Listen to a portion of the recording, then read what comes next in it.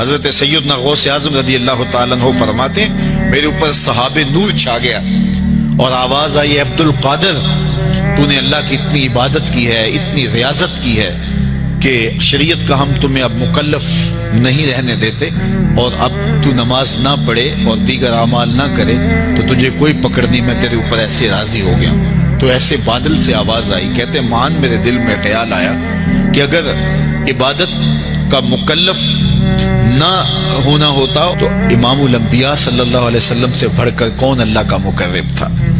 حتی تتورم قدمہ، حضور جب نماز پڑھتے اور اس قدر لمبا قیام کرتے حضور کے مبارک پاؤں سوج جاتے، لیکن ان کو تو کہا گیا وَعْبُدْ رَبَّكَ حَتَّى يَأْتِيَكَ الْيَقِينُ، انہیں تو کہا گیا کہ آخری سانس تک اللہ کی عبادت کرنی ہے۔ تو میں کون ہوں کہ مجھے کہا جائے کہ تو اب عبادات کا مکلف نہیں رہا، کوئی بات نہیں ہے۔ تو کہتے ہیں میں لا حول ولا قوت الا باللہ پڑھا تو وہ جو مجھے نور نظر آ رہا تھا وہ سیاہی میں بدل گیا۔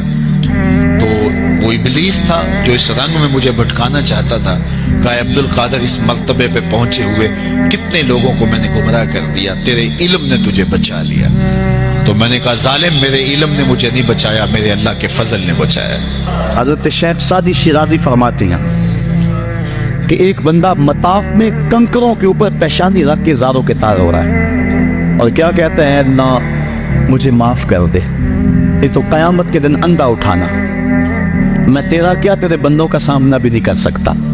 اتنے درد سے روتا ہے کہ لوگ اپنی دعائیں چھوڑ کے اس کے لیے دعا کرتے ہیں۔ ایک بندہ تو چھوڑ چھاڑ کے قریب کھڑا ہو گیا اور کہتا ہے مالک اسے معاف کر دے، مالک اسے معاف کر دے۔ کافی دیر کے بعد وہ شخص جو روتا تھا اٹھ کے جانے لگا، اس کو تجسس تھا کہ میں دیکھوں تو صحیح یہ کون ہے اور اس کو تسلی بھی دوں کہ اللہ بڑا کریم ہے تجھے معاف کر دے گا۔ جب اس نے جھک کے جھانک کر دیکھنا چاہا تو چیخیں نکل گئے۔ یہ زاروں کے تار ہونے والا وقت کا غوث شیخ عبد القادر جیلانی۔ حضرت ملا علی قاری لکھتے ہیں کہ حضور غوث اعظم جب مجلس واعظ کرنے بیٹھتے تو 70 ہزار کا اجتماع آپ کے مجمع میں ہوتا اور عمومی طور پہ اللہ کی رحمتوں کے حوالے سے بات کرتے، اور جس دن آپ اللہ کے قہر، غضب اور جلال کی بات کرتے کئی جنازے اٹھتے۔ یہ آپ کی گفتگو کے اندر عصر کا رنگ اور شیرینی تھی۔ حضرت غوث اعظم شیخ عبد القادر جیلانی علیہ رحمہ و رضوان، آپ سفر پہ جاتے ہیں تو ڈاکو پڑتے ہیں، سب کی تلاشی ہوتی ہے، آپ چونکہ کم عمر تھے تو سرسری سی تلاشی لے کے آگے آپ کو بھیجنے لگتا ہے ڈاکو۔ تو ساتھی پوچھتا تمہارے پاس کچھ نہیں؟ کہا نہیں میرے پاس 40 درہم ہے۔ تو وہ رک گیا، کہاں ہے؟ کہاں یہ آستین میں سی ہو۔ تلاشی لی تو واقعی 40 درہم تھے، اپنے سردار کے پاس لے کے جاتا۔ یہ بڑا عجیب سا بچہ ہے، لوگ ڈاکوؤں سے مال چھپاتے ہیں اور اس نے مجھے بتایا ہے۔ تو وہ بھی حیرت زدہ ہو کے پوچھتا ہے یہ کیا کہانی ہے؟ لوگ تو ڈاکوؤں سے مال چھپاتے ہیں اور تمہاری تلاشی ہو گئی تھی، تمہیں آگے بھیجتے بھیجتے اس نے پوچھ لیا تمہارے پاس بھی کچھ ہے؟ تو تم نے بتا دیا 40 درہم میں، تم خاموش رہتے یا کہتے نہیں میرے پاس کچھ نہیں ہے؟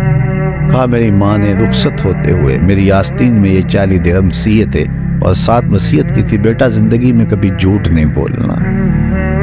میں ماں کی عہد پہ کھڑا ہوں، ماں نے مجھ سے عہد لیا تھا، اس عہد پہ کھڑا ہوں۔ اللہ اکبر۔ اب وہ ڈاکوں کا سردار سجدے میں سر رکھ دیتا ہے، مالک یہ بچہ ہو کہ اپنی ماں کے عہد پہ کھڑا ہے اور میں تیرے عہد پہ کھڑا نہیں ہو رہا۔ حضرت غوث اعظم کے ہاتھ پہ سب سے پہلے توبہ کرنے والے یہ ڈاکو لوگ۔ جب آپ سچ بولتے ہیں تو اللہ اس سچ کی برکت سے نور دلوں میں پیدا کرتا ہے۔ اور آپ جانتے ہیں کہ آپ کے والد گرامی اللہ اکبر حضرت عبداللہ صومعی، وہ ایک بہت بڑا نام ہے، نہر کنارے وضو کر رہے تھے اور وضو کرتے کرتے پانی میں بہتا ہوا ایک سیب آیا، اس کو اٹھا کر کے بھوک کی شدت تھی، کھا لیا، کھا چکے تو یاد آیا یہ تو میرا تھا ہی نہیں، یہ تو مال لقطہ تھا، تو میں نے اس کو کھا لیا۔ کیوں کھایا؟ مجھے کس نے حق دیا تھا کہ وہ مال لقطہ لے لوں اور اس کو اپنے پیٹ کا لقوہ بناؤں؟ خیر جس سمت سے پانی آ رہا تھا اسی سمت پہ چل پڑے۔ بہت دور جا کے دیکھا کہ ایک باغ ہے سیبوں کا جس کی شاخیں لٹک رہی ہیں پانی میں. سمجھ گئے کہ یہاں سے ٹوٹا ہوگا, گرا ہوگا. تو باغ کے مالک کے پاس گئے, آپ سے ملنا ہے پوچھ. اس نے بڑا اعزاز دیا, کہا جی بتائیے. اس نے کہا کہ بتائیے کس کام آئے ہو. اس نے کہا وہ آیا ہے, اس کو چاہیے ہوگا. تو کہا حضرت آپ کے باغ کا ایک سیب میں نے کھایا ہے. وہ ایسے وضو کر رہا تھا تو بس غلطی سے میں نے کھا لیا ہے, تو اب اس کا کیا ہرجانہ ہے میرے ذمہ. اس نے غور سے دیکھا کہ یہ کوئی معمولی بات ہے جو کر رہے ہیں. اس نے کہا, اس کے تیور بدل کے, پہلے تو مہمان نوازیاں تھی. کہا نہیں ایسے نہیں معافی ملے گی. کہا کیسے معافی ملے گی. کہا 12 سال میرے باغ کی گوڈی کرنی پڑے گی. ایک سیب کے بدلے 12 سال.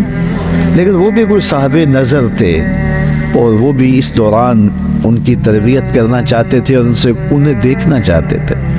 تو کہا کہ 12 سال تمہیں میرے باغ کی گوڈی کرنی پڑے گی.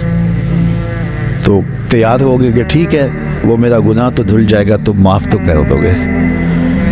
آج غوث پاک کی 11ویں پکانے والے دیکھیں وہ کس مال سے پکا رہے ہیں. یہ میں غوث اعظم کے والد کی کہانی سنا رہا ہوں. اللہ اکبر. 12 سال گوڈی کر رہے ہیں, 12 سال. 12 سال کے بعد ایک دن باغ کے مالک نے کہا کوئی سیب توڑ کے لاؤ. تو وہ سیب توڑ کے لے گئے تو وہ ابھی کچا ہی تھا, وہ اس طرح کا پختہ نہیں تھا جس طرح کہ توڑ کے پیش کیا جاتا ہے. تو کہا 12 سال ہو گئے میرے باغ میں کام کرتے ہوئے, تمہیں ابھی تک یہ نہیں پتا چلا کہ اچھا سیب کون سا ہوتا ہے. کہا ایک سیب کی سزا کاٹ رہا ہوں, مجھ سے قسم لے لو 12 سالوں میں نظر اٹھا کے سیب کی طرف دیکھا بھی ہو. میرا کام جڑوں میں گوڈی کرنا ہے وہی کرتا, میں اوپر کبھی 12 سال میں نہیں دیکھا. اللہ اکبر. تو فوراً سینے سے لگا لیا. کہا تمہارا گناہ معاف ہو جائے گا, اب ایک شرط رہ گئی ہے. تو کہا حضرت بتائیے. کہا میری ایک بیٹی ہے جو آنکھوں سے دیکھتی نہیں, کانوں سے سنتی نہیں, زبان سے بولتی نہیں اور پاؤں سے چل نہیں سکتی, تو اس سے تمہیں نکاح کرنا پڑے گا. اب شادی انسان کی زندگی کا اہم مرحلہ ہوتا ہے, سوچ سوچ کے انسان قدم اٹھاتا ہے, زندگی پوری گزارنی ہے. کہا پھر اس کے بعد معافی مل جائے گا. اس کے بعد معافی ہے. نکاح ہو گیا. کہا جائیے اپنی جو ہے وہ دلہن کے کمرے میں. جہاں گئے تو وہاں صحیح الاعضاء ایک خاتون, ایک لڑکی منتظر تھی. تو واپس دوڑ آئے اور دوڑتے ہوئے جو ہے وہ ماتھے پہ دروازے کی چگاٹ جو تھی وہ دروازے پہ لگی. تو آگے حضرت شیخ تھے ان کے, اس بچی کے والد. تو کہا کہ دوڑ آئے ہو. کہا حضرت پہلے ایک غلطی کی سزا اتنی لمبی بھگت رہا ہوں. تو وہ جس سے نکاح آپ نے پڑھوایا تھا وہ تو نہیں ہے, یہ تو کوئی اور خاتون ہے, صحیح الاعضاء ہے. کہا وہی تمہاری بیوی ہے. کانوں سے بہری اس لیے ہے کہ آج تک اس نے غیر محرم سے ہم کلامی نہیں کی, اور زبان سے گونگی اس لیے ہے کہ غیر محرم سے کبھی بات نہیں کی. نابینا اس طرح ہے کہ اس نے آج تک غیر محرم کو دیکھا نہیں. اللہ اکبر. پاؤں سے اپاہج اس طرح ہے کہ آج تک یہ جو ہے وہ غیر محرم کی طرف چل کے نہیں گئی. یہ حضرت غوث اعظم کی والدہ بنی, اور یہ بزرگ جنہوں نے سیب کھایا تھا یہ حضرت غوث اعظم کے والد بنے. پھر اللہ نے ان دونوں کو جو شہزادہ دیا اس کا نام شیخ عبد القادر جیلانی. وہ کیا کسی نے کہا تھا نا کہ اچھی مائیں اچھی اولاد کی ضمانت ہوتی ہیں, اور مائیں جب اس طرح کی پاکیزہ صفت اور باپ تقوی کے اس معیار پر ہوں تو پھر بیٹے شیخ عبد القادر جیلانی ہی ہوتے ہیں. آپ جانتے ہیں کہ مائی راستی حضرت بابا فرید گنج شکر کی ماں, وہ بچے ہیں تو مصلے کے نیچے شکر کی پڑیا رکھ دیتے ہیں, اور وہ نماز پڑھتے ہیں, مصلہ اٹھاتے ہیں تو نیچے شکر کی پڑیا ہوتی ہے. تو انہیں شوق تھا شکر کا تو وہ کھا لیتے ہیں. اللہ اکبر. تاکہ بچہ عادت اس کی پک جائے, پختہ ہو جائے نماز کی. امام غزالی نے احیاء العلوم میں لکھا ہے ہر عمل پہلے ریاکاری ہوتا ہے, پھر عادت بنتا ہے, پھر عبادت بنتا ہے. تو اپنی اولاد کی تربیت کرنی چاہیے کہ انہیں پہلے لالچ دے کے انہیں نیکیوں کی طرف راغب کرنا چاہیے. تو وہ روز شکر رکھتی تھی. ایک دن ماں کہیں گئی تھی اور آتے ہوئے لیٹ ہو گئیں, اور نماز کا وقت آ گیا، ماں کا دل ڈول رہا ہے کہ آج بیٹے نے مصلی اٹھایا تو آج چونکہ میں نے شکر کی پوڑی رکھی نہیں تو بیٹے کا بھرم ٹوٹ جائے گا۔ دل ہی دل میں دعا کرنے لگی، مالک تو قادر بھی ہے، قدیر بھی ہے، آج میری محبت کی، آج میری اس ادا کی اور میری اس حکمت عملی کی جس کے ذریعے بچے کو نمازی بناتی ہوں، لاج رکھ لے۔ خیر واپس پلٹی، بیٹا نماز پڑھ چکا تھا تو ماں نے جلدی سے کہا کہ بیٹا فرید نماز پڑھ لی؟ کہا امی نماز پڑھی، لیکن ماں کا دل ڈولنے لگا کہ لیکن کے بعد کیا کہنے والا ہے۔ کہا لیکن آج جو پوری شکر کی ملی نا اس کا چاسی کوئی اور تھا، اس کا مزہ ہی کوئی اور تھا۔ تو ماں نے بیٹے کو گلے سے لگایا، کہا بیٹا پہلے پڑیا میں رکھتی تھی، اب تیرے رب نے رکھی ہے۔ اللہ اکبر! کیا آج کی ماں بیٹے کو نمازی بنانے کے لیے اس کے مصلی کے نیچے چاکلیٹ نہیں رکھ سکتی؟ آج اس کو نمازی بنانے کے لیے کوئی طریقہ اختیار نہیں کر سکتی؟ آج اگر ماں اپنی اولاد کی تربیت کے لیے کوئی اس دور کی مطابقت میں اچھا فیصلہ کرے اور اس کو دین کی طرف راغب کرے تو آج کا بیٹا بھی بایزید بستامی کا جانشین بن سکتا ہے، آج کا بیٹا بھی غوث اعظم شیخ عبد القادر جیلانی کا جانشین بن سکتا ہے، بابا فرید گنج شکر کا جانشین بن سکتا ہے۔ قطب الدین بختیار کاکی علیہ رحمہ جب حفظ کرنے جاتے ہیں تو استاد پہلا پڑھا سپارے سے آغاز کرتے ہیں، سارا پارہ سنا دیتے ہیں، دوسرا تیسرا حتیٰ کہ 14 پارے سنا دیتے ہیں۔ 15ویں پارے سے استاد جی شروع کیجیے۔ کہا جس درس گاہ سے 14 پارے حفظ کیے ہیں تو وہیں سے باقی پارے بھی حفظ کر لیے ہوتے۔ کہا میری ماں کو 14 پارے آتے تھے اور جب صبح اٹھتی تھی اور اتنی دیر تک جو ہے وہ رکتی نہیں تھی، کام بھی کرتی رہتی تھی، 14 پاروں کی تلاوت بھی کرتی رہتی تھی۔ اور یہ بات میں نے ماں کی آغوش سے یہ پارے سیکھ لیے ہیں۔ جب ماں ایسی ہو تو بیٹے قطب الدین بختیار کاکی بنتے ہیں۔ اقبال کہتا ہے تو نہ شناسی کہ تو نہ دانی کہ سوزے کے راتے تو دیگر گوں کر تقدیر عمر را۔ اے میری بہن تو نہیں جانتی، اگر تو بہن ہو کے قرآن پڑھے تو عمر کی تقدیر بدلتی ہے، اور اگر تو ماں ہو کے قرآن پڑھے تو بیٹا نیزے کی نوک پہ قرآن سناتا ہے۔ تو ماؤں کو خاص طور پہ اپنی اولاد کی تربیت کے اندر کوشاں ہو جانا چاہیے۔ یہی حضرت غوث اعظم رضی اللہ تعالیٰ عنہ کی تعلیمات ہمیں بتاتی ہیں۔ سچی رضی اللہ تعالیٰ عنہ جلیل القدر اولیاء میں سے ہیں۔ حضرت جنید بغدادی کے رشتے میں ماموں بھی لگتے ہیں اور شیخ بھی لگتے ہیں۔ کہتے ہیں میں تو اس بات سے ڈرتا ہوں کل قیامت کے دن اپنے رب کا سامنا کیا کروں گا، کیسے اس کا سامنے کر پاؤں گا۔ ساری دنیا اس بات سے ڈرتی ہے، لیکن شہر اقبال کے باسیوں، اقبال نے اس سے بھی آگے کی بات کہہ دی۔ اقبال کہتا ہے لوگ تو کہتے ہیں کہ یا اللہ حضور کی بارگاہ میں عرض کرتے ہیں کہ اپنی کملی میں مجھے چھپا لیں، میرے عیبوں کو چھپا لیں، قیامت کے دن میرا نامہ اعمال جو ہے وہ جب تلے تو آپ کرم نوازی فرما دیں۔ ساری دنیا یہ کہتی ہے، حضور سے بھی عرض کی جاتی ہے، دکھڑے سنائے جاتے ہیں کہ میرے عیب اپنی چادر رحمت میں چھپا لیں، لیکن اقبال کی فکر دیکھیے، اس نے کہا کہ مالک ساری زمانے کے سامنے چاہے میرے عیب نشر ہو جائیں لیکن حضور کے سامنے نشر تو غنی از ہر دو عالم من فقیر، روز محشر عذر آئے من پذیر، گر تو می بینی حسابم ناگزیر، از نگاہ مصطفیٰ پن نہ ہوئی۔ اے اللہ تو غنی ہے اور میں تیرا نیاز مند بندہ، بغیر حساب کے تو مجھے بخش دے تو تجھے کون سا بھار لگتا ہے، لیکن اگر میرا حساب لینا ضروری ہی ہوا تو میری گزارش یہ ہے کہ حضور کے سامنے نہ لینا، مجھے حضور رحمت للعالمین سے شرم ہے۔ کیسا عشق ہے اور کیسی محبت ہے جناب رسالت مآب صلی اللہ علیہ وآلہ وسلم سے۔ تو وہ باوجود عبادات کی کثرت کے یہ دعا کرتے رہتے ہیں، والذین یقولون ربنا اصرف عنا عذاب جہنم، وہ کہتے ہیں مالک ہم سے عذاب جہنم پھیر دے، ان عذابہا کان غراما، بے شک اس کا عذاب گلے کا پھندا ہے، سخت ترین ہے عذاب جہنم کا۔ ساری رات عبادت کرنے کے باوجود بھی وہ یہی کہتے نظر آتے ہیں۔ یہ نہیں کہ وہ کہیں کہ ہمیں جہنم ہمارے قریب بھی نہیں آئے گی، وہ جہنم کا تمسخر نہیں اڑاتے اپنی خانقاہوں میں بیٹھ کے، وہ جنت کا مذاق نہیں اڑاتے بلکہ جنت کے طالب ہیں اور جہنم سے ڈرتے ہیں۔ حضور علیہ السلام سے بڑھ کر اللہ کا قرب رکھنے والا کون تھا؟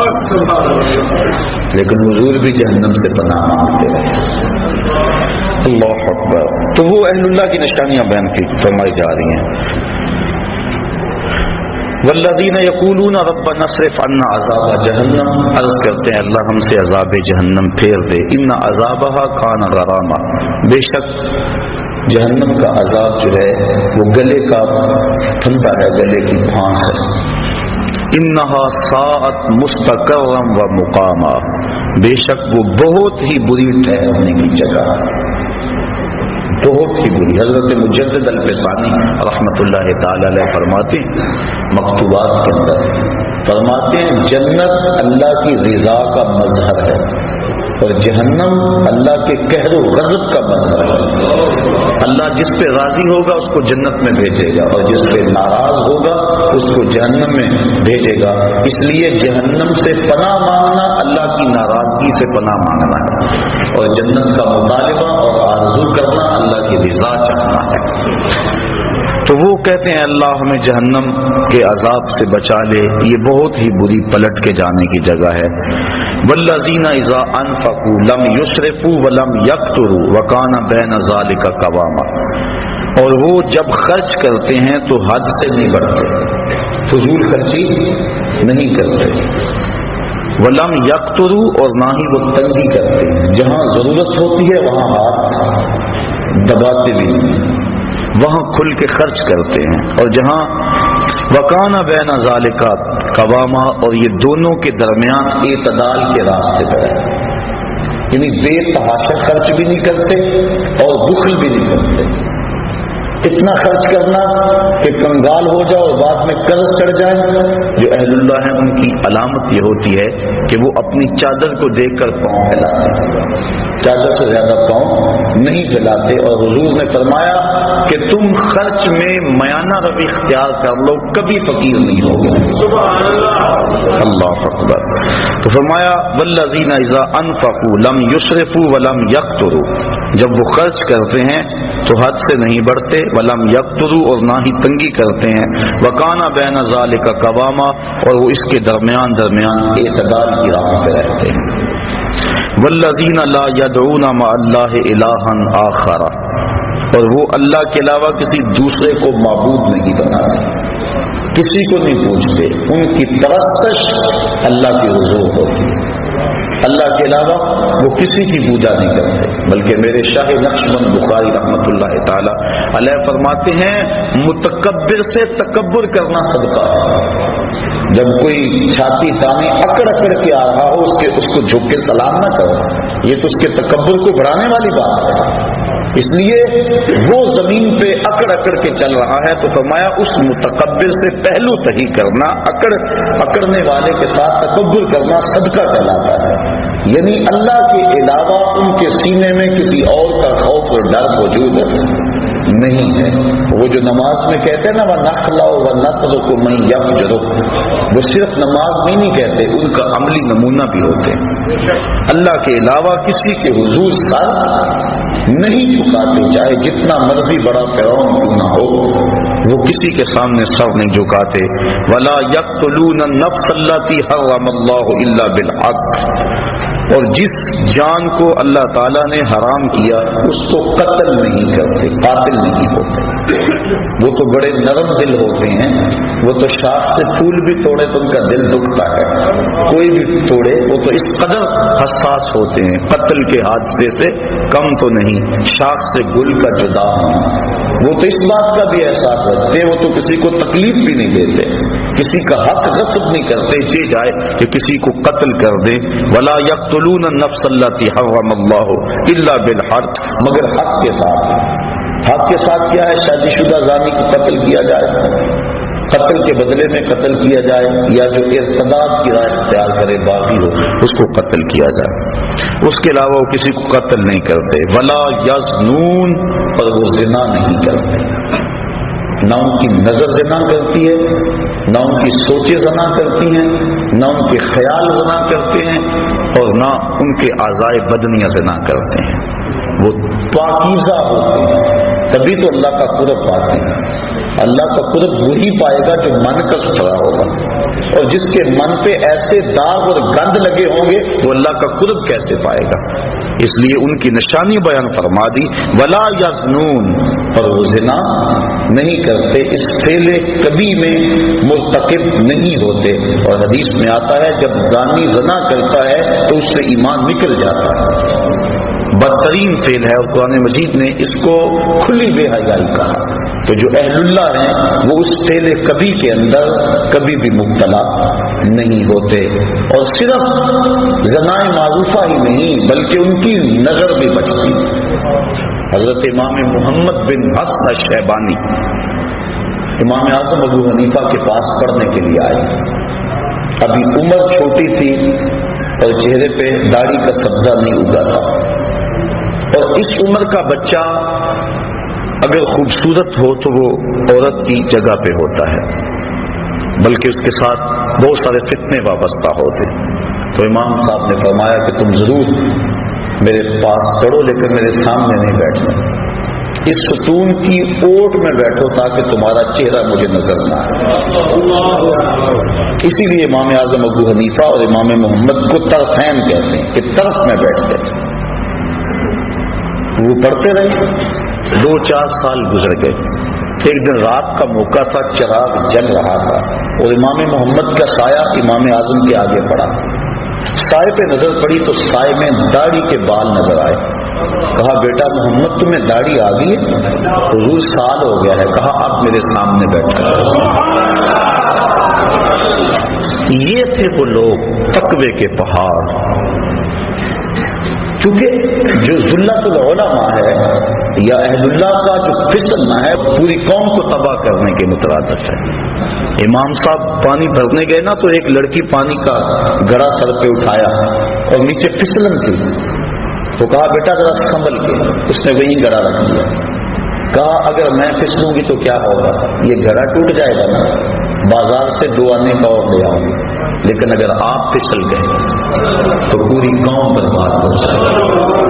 اعلیٰ حضرت امام اہل محبت امام اشرف احمد رضا خان فاضل بریلوی رحمت اللہ تعالی علیہ فرماتے ہیں طبقہ علماء اپنی حفاظت کرنا۔ اگر تم نے مکروہ تنزیہیہ کا ارتکاب کیا لوگ تحریمیہ کرنے لگ جائیں گے، اگر تم نے مکروہ تحریمیہ کا ارتکاب کیا لوگ حرام میں پڑ جائیں گے، اور تم نے اگر حرام کا ارتکاب کیا لوگ کفر میں مبتلا ہو جائیں گے۔ اور پھر فرمایا اگر تم نے سنت غیر موقدہ کو چھوڑا لوگ موقدہ چھوڑ دیں گے، تم نے سنن موقدہ کو چھوڑا لوگ واجبات کو چھوڑ دیں گے، تم نے واجبات کو چھوڑا لوگ فرائض کو چھوڑ دیں گے۔ اس لیے بندہ جس قدر اونچے منصب کا ہو اس قدر اس کے تقاضے ہوتے ہیں۔ حضرت امام احمد بن حنبل کی بارگاہ میں غالباً ایک خاتون آئی اور اس نے مسئلہ پوچھا کہ حضرت میں اپنے مکان کی چھت پہ رات کے موقع پہ چاند کی چاندنی میں سوت کاٹتی ہوں، کبھی کبھی ایسا ہوتا ہے کہ بادشاہ کی سواری گزرتی ہے تو آگے آگے جو شمع اٹھائے چل رہے ہوتے ہیں اس سے روشنی زیادہ ہو جاتی ہے اور وہ میرے سوت پہ بھی پڑتی ہے، کیا بادشاہ کے چراغوں کی روشنی میں مجھے سوت کاٹنا جائز بھی ہے کہ نہیں؟ حضرت امام صاحب فرمانے لگے خاتون پہلے اپنا تعارف کرواؤ، تم کون ہو؟ خاتون کہنے لگی سائل کی ذات نہیں پوچھی جاتی، آپ مجھے مسئلہ بتائیں۔ امام صاحب فرمانے لگے نہیں، سائل کی وجہ سے مسئلے کی نوعیت بھی بدلتی ہے، آپ کو پہلے بتانا ہوگا کہ آپ کون ہیں۔ تو اس خاتون نے بتایا کہ میں حضرت بشر حافی کی ہمشیرہ ہوں۔ کہا تمہارے لیے جائز نہیں ہے۔ تو انسان جتنے اونچے منصب کا ہو لازمی نہیں کہ زنا جیسے فعل کا ارتکاب کرے تو پھر ہی خرابی آئے، اگر نظر بھی بھٹک گئی، اگر خیال بھی بہک گیا تو جو اس مسند پہ بیٹھا تھا کہ لوگوں کو ارشاد کرتا تھا، لوگوں کو ہدایت دیتا تھا، تو جو کتنے لوگ اس کے پیچھے لگے اس کا کیا؟ اس لیے کہا کہ اللہ والوں کی شان یہ ہے وَلَا يَقْتُلُونَ النَّفْسَ الَّتِي حَرَّمَ اللَّهُ إِلَّا بِالْحَقِّ وَلَا يَزْنُونَ، اور وہ زنا نہیں کرتے. زنا کی ساری صورتیں چاہے وہ آنکھ کا ہو, کان کا ہو, ہاتھوں کا ہو. وَمَن يَفْعَلْ ذَلِكَ يَلْقَ أَثَامًا, اور جو یہ کام کرے وہ سزا پائے گا, سخت سزا ہے. بلکہ ایک روایت میں آتا ہے کہ قیامت کے دن وہ سخت رسوا کر دیا جائے گا. یضاعف لہ العذاب یوم القیامہ, قیامت کے دن اس کو دگنا عذاب دیا جائے گا, 2 گنا عذاب دیا جائے گا. وَيَخْلُدْ فِيهَا مُهَانًا, فِيهِ مُهَانًا, اور ہمیشہ وہ ذلت میں رہے گا, سخت تذلیل اس کی ہوگی. الا من تاب وآمن وعمل عملا صالحا, ہاں جو توبہ کرے اور ایمان لے آئے اور اچھے عمل کرے, کیونکہ ایمان کے بعد اچھے اعمال توبہ کے شجر کو پانی دیتے ہیں. اگر توبہ کے بعد اچھے اعمال نہ کریں تو وہ بوٹا پھر مرجھا جائے گا. بار بار توبہ کی, 2 لفظوں میں توبہ توبہ استغفر اللہ پڑھ لیا, وہ ایسے ہی ہوتا ہے کہ بس کے اندر جا رہے ہیں, سفر کرتے, آگے ایکسیڈنٹ ہوا, لاشیں بکھری پڑی ہیں, 2 منٹ کے لیے ڈرائیور بھی بند کر لیتا ہے ٹیپ کو, گانے بند کر لیتا ہے, توبہ توبہ ساری بس کرتی ہے, لیکن ابھی آدھا کلومیٹر نہیں گزرتا پھر ٹیپ کا بٹن آن, اور پھر سب وہی لچھن ہوتے ہیں. یہ توبہ نہیں ہوتی. حقیقت توبہ الندم, توبہ کی حقیقت یہ ہے کہ شرمندگی ہو, دوبارہ عزم کر لے کہ یہ گناہ دوبارہ نہیں کروں گا. یہ توبہ تو تمسخر ہے. توبہ کی, پھر توبہ کی, پھر توبہ کر کے توڑ دی, میری اس توبہ پہ توبہ, توبہ توبہ کر اٹھی. یہ تو عجیب بات ہے. توبہ یہ ہے کہ عزم مصمم کر لے کہ میں اس کے بعد یہ کام نہیں کروں گا, اور پھر عمل صالح کر کے توبہ کے لگائے ہوئے پودے کو پانی دے. کہا الا من تاب وآمن وعمل عملا صالحا فاولئک یبدل اللہ سیئاتہم حسنات. اگر کوئی ایسا کر لے, اللہ فرماتا ہے ہم نہ تو صرف کہ اس کے گناہوں کو ختم کریں گے بلکہ ان کے گناہوں کو بدل کے نیکیوں میں تبدیل کر دیں گے. وہ جتنا بڑا گناہ گار ہوگا اتنا بڑا نیکوکار ہو جائے گا. اس کے در پہ آ تو جائے. اگر کسی محکمے کے اندر کوئی ایسا کام ہو جائے, محکمے کا آفیسر معطل کر دے یا کوئی اور ایسی سزا دے دے, تو بعد میں وہ معاف بھی کر دے, لیکن ریکارڈ تو خراب ہو جاتا ہے نا, ترقی تو رک جاتی ہے کہ اتنا کچھ اس کے رجسٹر کے اندر, اس کی فائل کے اندر لکھ دیا گیا ہے, لیکن اللہ تعالیٰ اس فائل کو کتنی عزت دیتا ہے. یہ نہیں ہوتا کہ اب اس کی ترقیاں رک جائیں, توبہ کر کے تو دیکھے, سچی توبہ کر کے تو دیکھے, بلکہ جتنا بڑا گناہ گار ہوگا اتنا بڑا نیکوکار بن جائے. اللہ اکبر. فاولئک یبدل اللہ سیئاتہم حسنات, ہم اس کی بدیوں کو نیکیوں میں تبدیل کر دیں. حضرت عمر فاروق رضی اللہ تعالیٰ عنہ آ رہے تھے, ایک آدمی نے ہاتھ میں شراب کی بوتل پکڑی تھی. دیکھا کہ اچانک گلی کے موڑ سے حضرت عمر فاروق آئے, وہ ڈر گیا, جلدی سے بغل میں چھپا لی اور سچی توبہ کر لی, مالک آج عمر کے قہر سے بچا لے, آج کے بعد میں شراب نہیں پیوں. اب حضرت عمر فاروق نے اس کو بوتل چھپاتے ہوئے دیکھ لیا تھا. جب قریب آئے ذرا لہرایا, کہا کیا ہے تیرے پاس؟ کہنے لگا حضور سرکہ ہے. کہا نکالو. جب نکالا دیکھا تو واقعی سرکہ. اگر کوئی سچی توبہ کر لے تو اللہ گناہوں کو بدل کے نیکیوں میں تبدیل کر دے. یہ دکھا دیا کہ جو شراب کو سرکے میں بدل سکتا ہے وہ گناہوں کو نیکیوں میں نہیں بدل سکتا. اس کے در پہ آ کے تو دیکھو, جھولی پھیلا کے تو دیکھو. اللہ اکبر. حدیث میں آتا ہے قیامت کے دن ایک شخص کو نامہ اعمال پڑھنے کا کہا جائے گا. وہ نامہ اعمال پڑھے گا اور جو بڑے بڑے گناہ ہوں گے ان کو وہ چھوڑ دے گا, صرف نظر کرے گا, شرم کی وجہ سے, شرمندگی کی وجہ سے ان کو نہیں پڑھے گا, اور چھوٹے چھوٹے گناہ پڑھتا چلا جائے گا. جب وہ نامہ اعمال مکمل کر لے گا تو اللہ تعالیٰ فرمائے گا میرے بندے میں نے اپنے فضل سے تیرے گناہوں کو بدل کے نیکیوں میں تبدیل کر دیا. اس کو تو توقع اور تھی لیکن کام اور بن گیا. اب وہ کہتا یا اللہ ابھی تو میرے بڑے بڑے گناہ رہتے ہیں, فضاحك النبی صلی اللہ علیہ وسلم حتی بدت نواجذہ، حضور اس حدیث کو بیان کرتے کرتے اتنے مسکرائے کہ حضور کی داڑھیں لوگوں کو نظر آنے لگی کہ پہلے بڑے بڑے گناہ چھپاتا جاتا ہے، ان کو پڑھتا نہیں ہے، اور جب اللہ نے کہا میرے بندے میں نے بدل دیے، نیکیوں میں تبدیل کر دیے، وہ کہتا ہے اللہ ابھی تو بڑے بڑے رہتے ہیں میرے گناہ جو میں نے ابھی پڑھے تھے۔ اللہ اکبر، تو اس کے حضور کوئی آ کے تو دیکھے، جھولی پھیلا کے تو دیکھے، وہ یہ نہیں دیکھتا اس نے گناہ کتنے کیے۔ فرشتوں کہتا ہے فرشتوں گواہ ہو جاؤ، میرا بندہ آخر میرے در پہ ہی آیا ہے نا، اور کوئی در ہوتا تو جاتا وہاں۔ ایک شخص مسجد نبوی کے کونے میں دعا مانگ رہا تھا، اور لفظ کیا تھے، اللہم انی اسألک بانک انت اللہ لا الہ الا انت، مالک میں تجھ سے اس لیے مانگتا ہوں کہ تو میرا اللہ ہے، تیرے علاوہ میرا ہے بھی تو کوئی نہیں نا کہ جس کی چوکھٹ پہ جاؤں۔ حضور نے سنا، کہا وہ جو کونے میں بیٹھ کے دعا مانگ رہا ہے اس کو بشارت دے آؤ کہ تمہاری دعا اللہ نے قبول کر لی۔ جب بندہ اس کے حضور آتا ہے، فرمایا اگر کوئی آئے ہم گناہوں کو بدل کے نیکیوں میں تبدیل کر دیتے ہیں۔ وکان اللہ غفور الرحیم، اللہ بخشنے والا اور مہربان ہے، بخشش اس نے مانگی اور اپنی طرف سے اضافی رحمت اس کے اوپر ڈالی اور اس کے گناہوں کو بدل کے نیکیوں میں تبدیل کر دیا۔ ومن تاب وعمل صالحا، اور جس نے توبہ کی اور نیک اعمال کیے، فإنہ یتوب الی اللہ متابا، بے شک وہ اللہ کی طرف رجوع آیا جیسا کہ رجوع آنے کا حق تھا۔ والذین لا یشہدون الزور، اللہ والوں کی ایک اور نشانی بیان فرمائی کہ یہ وہ لوگ ہیں جو جھوٹی گواہی نہیں دیتے، جھوٹ نہیں بولتے، ان کی زبان پہ سچ ہوتا ہے۔ اللہ اکبر۔ وَإِذَا مَرُّوا بِاللَّغْوِ مَرُّوا كِرَامًا، اور جب کسی بیہودہ جگہ سے گزرتے ہیں تو اپنی عزت سنبھال کے گزر جاتے ہیں، کسی بری جگہ پہ ٹھہرتے بھی نہیں۔ حضور علیہ السلام نے فرمایا تہمت کی جگہوں سے بچو، اپنی آبرو کی حفاظت کرتے ہیں، کسی ایسی جگہ پہ رکتے بھی نہیں۔